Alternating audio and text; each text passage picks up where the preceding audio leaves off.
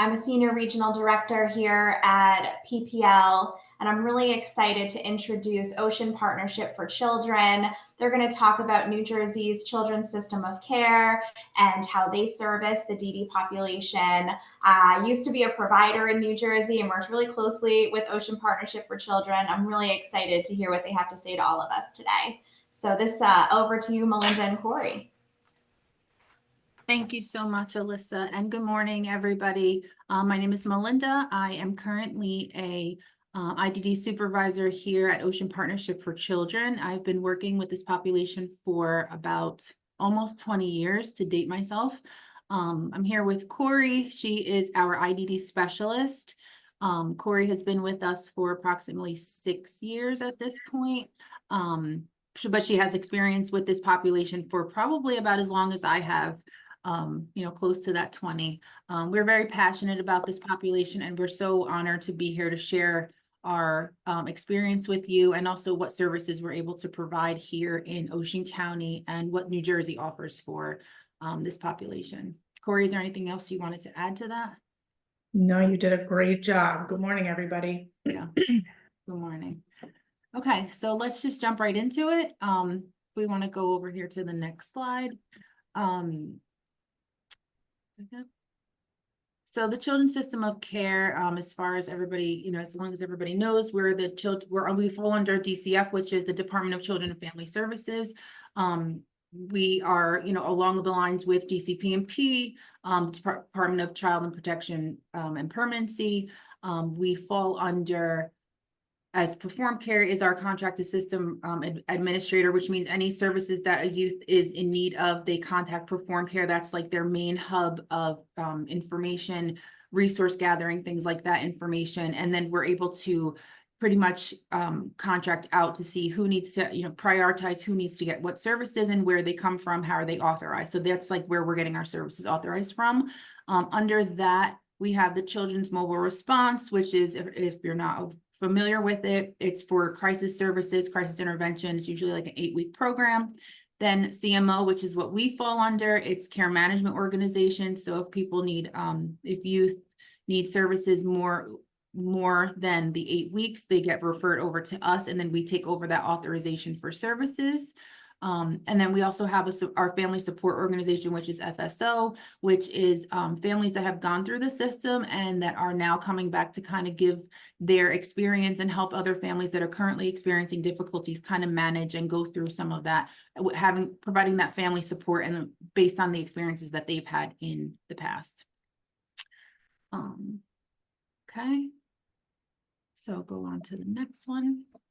So knowing how it's broken down, so the children, DCF does the referrals go to Perform Care. You can access those services 24 hours a day, 7 days a week. Anybody can contact. It could be family members, it could be schools, it could be, anybody. It could be someone in the community, anybody that's out there in New Jersey. So if a family member needs some services, they're going to contact Perform Care. They're going to either dispatch mobile response and connect them to immediate services, like if your child is in crisis or if they need services immediately and your family's not able to manage them, they're going to, dispatch somebody to go out right away. If not, they kind of prioritize where that needs to sit. So sometimes we do get referrals that come straight to us, which means that, it's not a crisis sometimes, or the services are just not needed right in this moment, but it needs to be something ongoing. So then they will kick it back to the CMO there. And if it's clinically appropriate, they do have the ability to refer back to an outpatient provider. They do provide resources, for families to contact other agencies that are able to help them in the community. If it's clinically appropriate for them to come to us, then they'll send the referral to us. Typically, on average, I believe there's anywhere between 1 to 15 referrals a day can come through. It just depends on the situation of what's going on. And every county does have a CMO that is linked to them.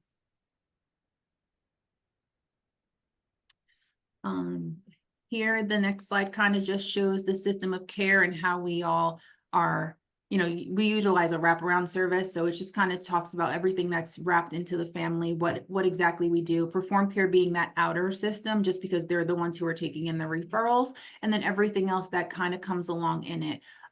We do manage the IDD population, which is what we're here to talk about today. But along with that, we also have substance use treatment. We also do mental health separately. We offer care management services, so we try to help manage some of the issues that you might be having within the school as well. We also advocate with the school, child protection services, and mobile response. So this is kind of a repeat of what we do, but it's all, we all work together so that we can support the family. As far as when you should call us, so if you're struggling to meet the needs of your developmentally disabled or intellectually disabled youth or adult, you would give us a call. And by struggling, it could just be, not knowing what type of services are available, all the way up to like if you're having some actual physical needs, like they're aggressive, or if you're having some troubles getting them providers and things like that. So you can call us at that point. If your child is refusing to attend school and has repeated lateness, we've gotten calls about that. If they show physical or verbal aggression or they're bullying, we get a lot of calls about that kind of stuff. And if you observe family conflict, we do, typically deal with the individual youth, but we do, also provide services for the family as a whole, because, we do have that understanding that, it's not just one particular issue. Sometimes the family needs to really be involved and kind of work together to get that conflict resolved, because it's not always just, because you have a developmental disability or because you have a mental illness that it's your issue. It's the family as a whole. So we want to always make sure that we observe, we preserve that family piece, and we try to offer assistance when we can. And if not, we are able to refer out to services. And then substance use and things like that, we also work with referrals and getting resources to the families as needed.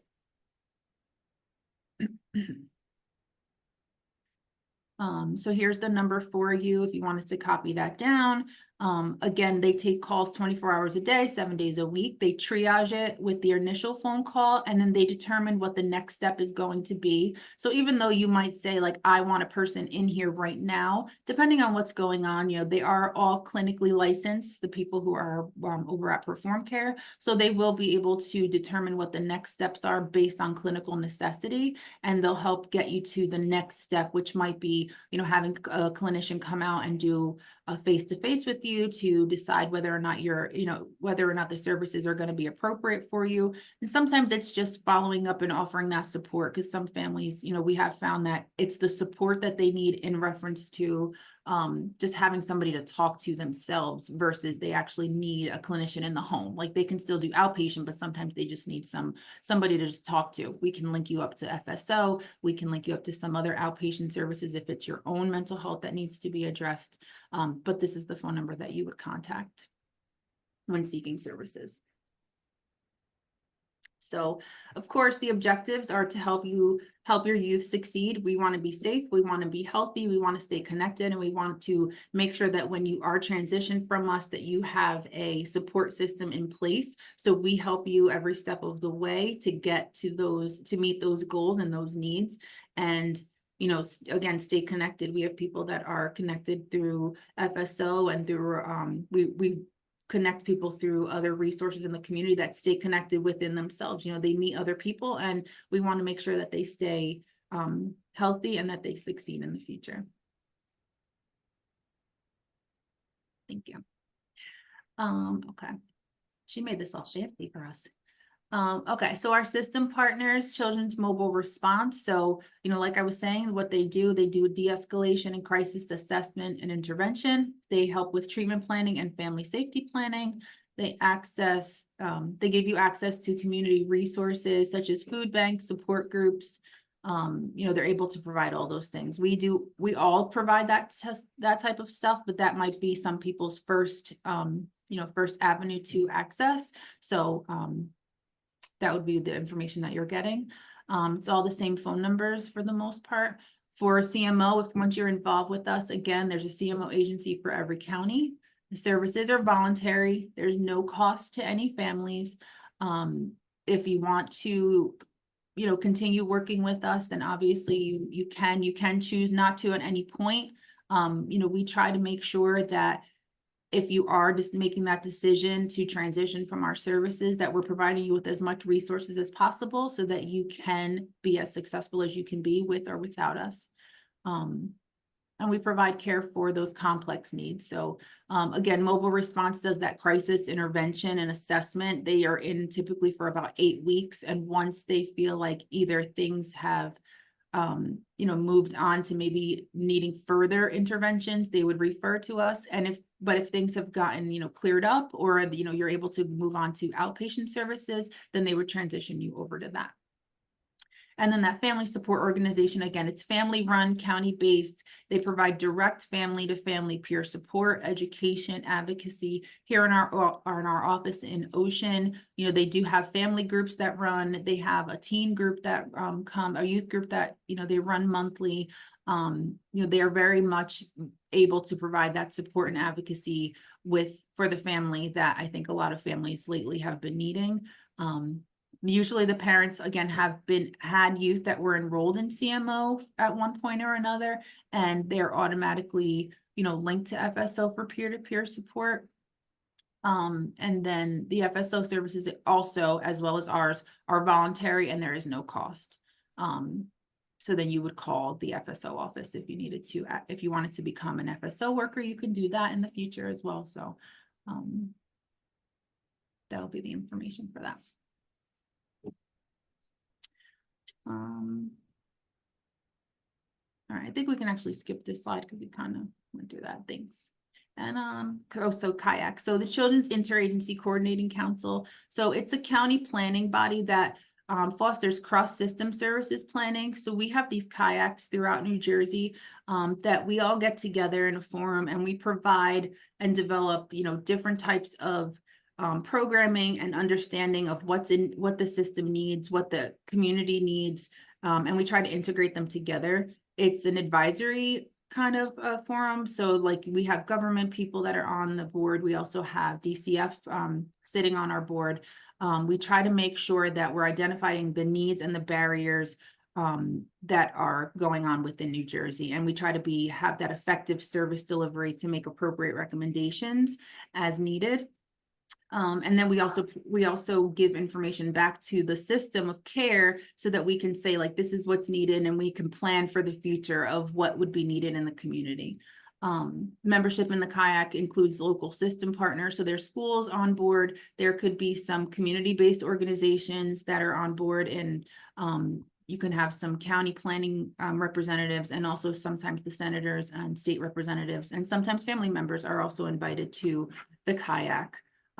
IDD has everyone, I don't want to say everyone, but there are several separate kayaks, they break it down. IDD does have one of its own, but then we also have the ability to go and merge to be included into the larger kayak for the state of New Jersey.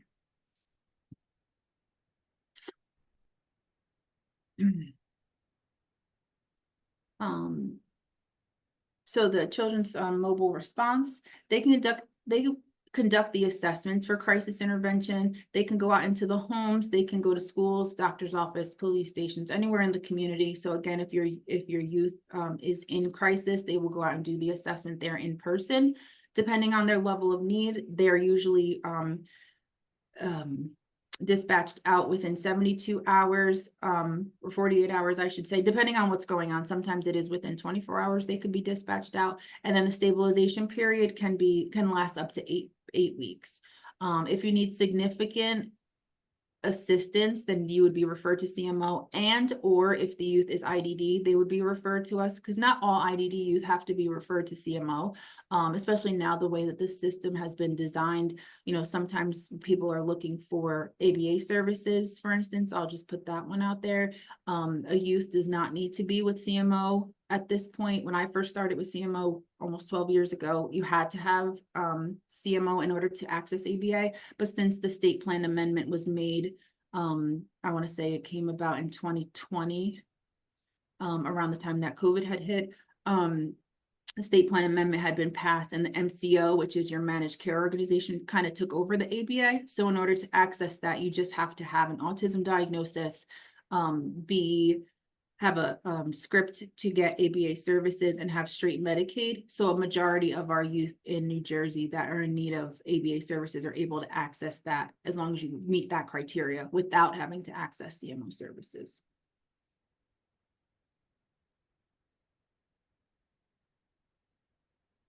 So CMO itself, our providers vary county by county. For example, you know, what their names are anyway. Camden County is called Camden County Partnership. Burlington is Partners for Kids. Ocean is Ocean Partnership for Children. You know, everybody has a different name, but we all have a CMO that's assigned to the counties. The treatment is a process. It aims to have the youth and families transition back to community-based sustainable resources. Typically, we try to, you know, we want to say that we're doing this within 90 days. Sometimes it can be longer. You know, sometimes it could be exactly 90 days. Again, it depends on the needs that the youth and the family have and how sustainable they can be.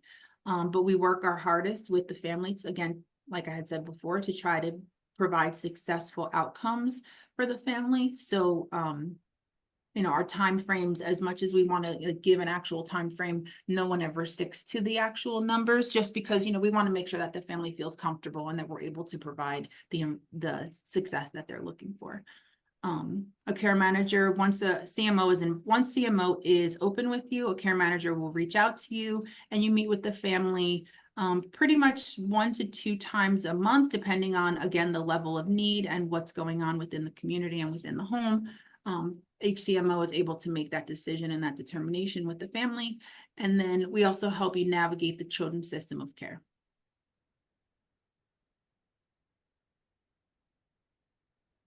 If you're looking for a list of the FSOs throughout New Jersey, the link is here if you'd like to copy it down. Again, they offer one-on-one parent support for the families that are active with CMO. You would get, just like you would get a CMO worker that would be assigned to you, you would also be assigned to a person from the FSO, so they would be contacting you as well. The services that they provide, they're parent partners. They do nurtured heart approach trainings. We actually have one going on today.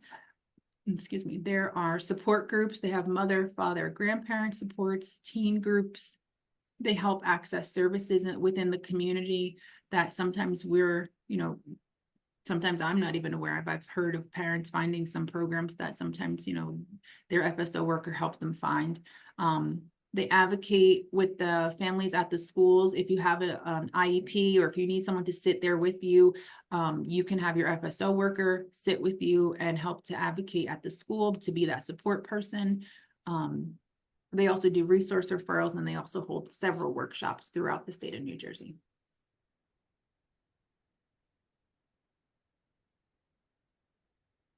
The Resource Net for New Jersey. A Resource Net is a free web directory of programs, supports, and services that we have. It is mobile friendly, can be translated to different languages, printed, shared. Here's a list of the resource nets we have. Again, each CMO has one connected to them. So even if you just Googled Ocean CMO Resource Net, it will pop up. I believe all of them pretty much are labeled by the county and Resource Net at the end.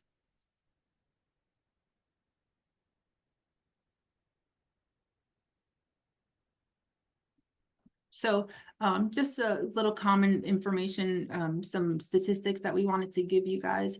37% of students with behavioral health needs age 14 to and older drop out of school, the highest dropout rate of any disability group.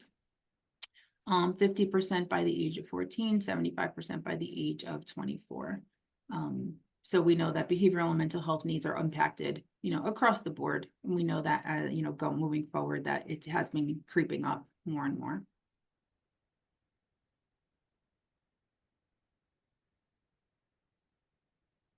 And I'm going to skip that slide, sorry. So DDD, I just want to get into this before we run out of time here. So applying for DDD and eligibility, you know, we've all had to go through it. I'm sure if you're new to this, you know, welcome. You know, one of the things that we try to do here at Ocean CMO is make sure that all of our youth that have an IDD diagnosis and their families know that, you know, there is help and there is assistance. And one of the ways that we do that is helping them understand that DD or DDD eligibility is out there for you. For individuals under the age of 18, eligibility is determined by our children's system of care. And when you're 18 or older, it's determined by DDD. One of the things we are always, trying to make sure that it's known is that just because you are qualified for, one doesn't mean necessarily that you're going to qualify for, the other, even though I personally have not seen it where one, when you're younger, you're not getting it when you're older or being determined eligible when you're older. It could happen. So we try to make sure that families are aware, because some people are like, oh, well, I already had this. Why do I have to apply? I didn't know I had to apply. I figured this was for life. So we just want to make sure that, we educate the families to let them know that you do have to do the application for the most part 2 times. CSOC is responsible for providing any services up until the age of 21. So again, even though our youth are turning 18 and technically they're an adult and they're their own individuals, CSOC, the Children's System of Care, would still be providing that service up until the age of 21. DDD takes over at 21 years old, but we'd like to get that application in as soon as they're 18, just so if we make sure that everything is like a true smooth transition by the time they are 21. And believe me when I tell you, sometimes it takes a long time to get things smoothed out, squared away before they turn 21. Requirements for eligibility. We want to make sure that their age, usually for the DD eligibility, it's the 0 to 17 and a half, I would say. We try to make sure that eligibility, the applications go to the right places. Your diagnosis, actually, Corrie, if you want to just jump in, you could talk about the requirements. Sure. So like Melinda just said, the ages, that's just really determining if we are applying for DD eligibility through CSOC, or if we're applying for DDD 18 plus and services don't start until 21. Diagnosis. So as long as the individual has a DD diagnosis, it's possible for submission. I always tell families and anyone that I'm working with regarding the diagnosis before we start the application process to make sure that diagnosis has an evaluation to support it. That's really one of the biggest barriers, is having that evaluation that uses an assessment tool to prove the DD diagnosis. Because CSOC requires that evaluation. DDD changes the requirements quite frequently, so having that evaluation is very, very, very important for submission. Functional limitations, that's more geared towards CSOC. In order to be deemed DD eligible, they say you need to be severely limited in 3 out of 7 life domains. I wish that I had a list here I think we do actually somewhere. I don't know that. Oh, here we go. I'm gonna read them. I just found the slide. So you need to be found severely limited in 3 out of these 7 functional limitations: receptive and expressive language function, self-care, learning, self-direction, capacity for independent living, economic self-sufficiency, and mobility. So when we're thinking about submitting an application, we kind of just want to be cognizant to those functional limitations for CSOC. Citizenship and residency. So citizenship for CSOC, they just require that the youth be a citizen. So therefore I have to provide a birth certificate for that youth. Proof of residency is just to prove that the legal guardian lives where they're saying. So for me specifically, I submit applications for Ocean County. So we have to prove that those individuals reside in Ocean County. So those are the requirements. We can go to the next slide.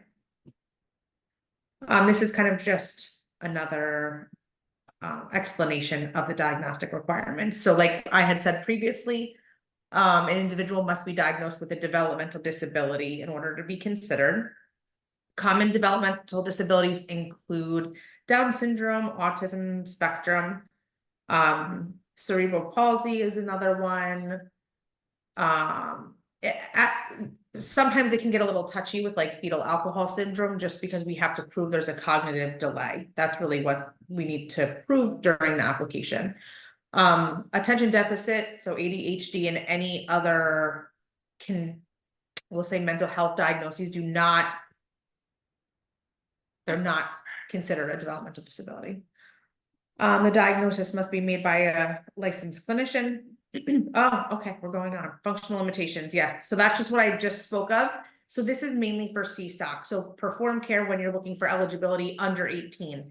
These functional limitations, you must have severe limitation in 3 out of these 7. Okay, we can go to the next slide. Citizenship and residency, I just went over that. That's just to prove, this is for DD eligibility. So to prove that you are a citizen and that you reside in the county as to where we are submitting. This says the child and parent legal guardian must be a resident. That's not true. It just has to be the youth.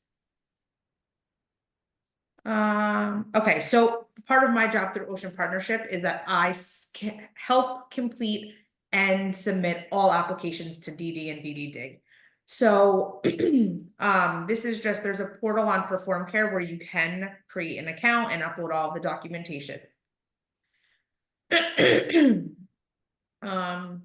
You can complete the application. All the documents are on the Perform Care website if you choose to do it independently.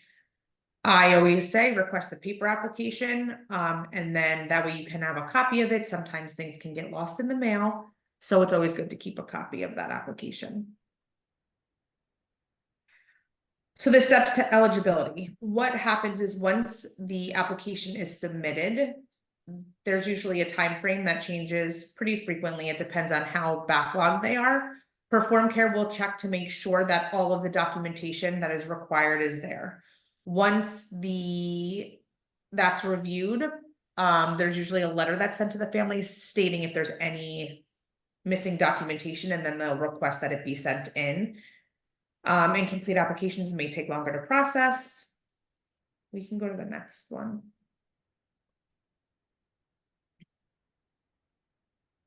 Okay, eligibility denials. To be honest, I don't see a lot of these anymore, but just in case it does happen, you have up to 3 times to file an appeal for determination. And usually what happens is if they're getting to the end of the application process and there's saying that, you know, there's not enough information or documentation to support the need, what will happen is it will go for a higher review, and then usually the Dr. Y, who's the psychologist for Perform Care, will usually make contact and come out, because sometimes things can read differently and look differently in person. So like I said, denial does not happen often unless there's just not enough documentation to support the need for eligibility.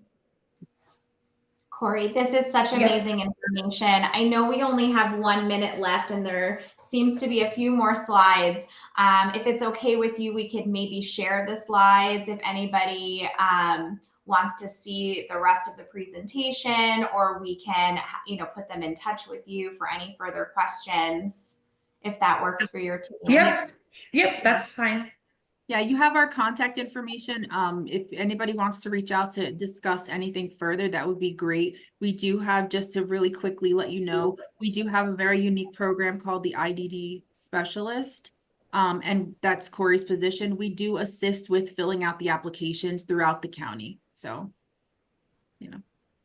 Absolutely wonderful. I'm not just saying this because I'm biased as a New Jersey resident, but you know, I really just love our Garden State. I think we have such amazing services within the children's system of care with DHS, you know, self-direction, and the CMOs should definitely be working together. I also think that, you know, in self-direction, we just have such amazing knowledge base within all of our families, and really can be amazing resources and advocates. So I would love to see more connections between family support organizations in each county and the families that want to advocate and make sure that they spread the love and word about self-direction.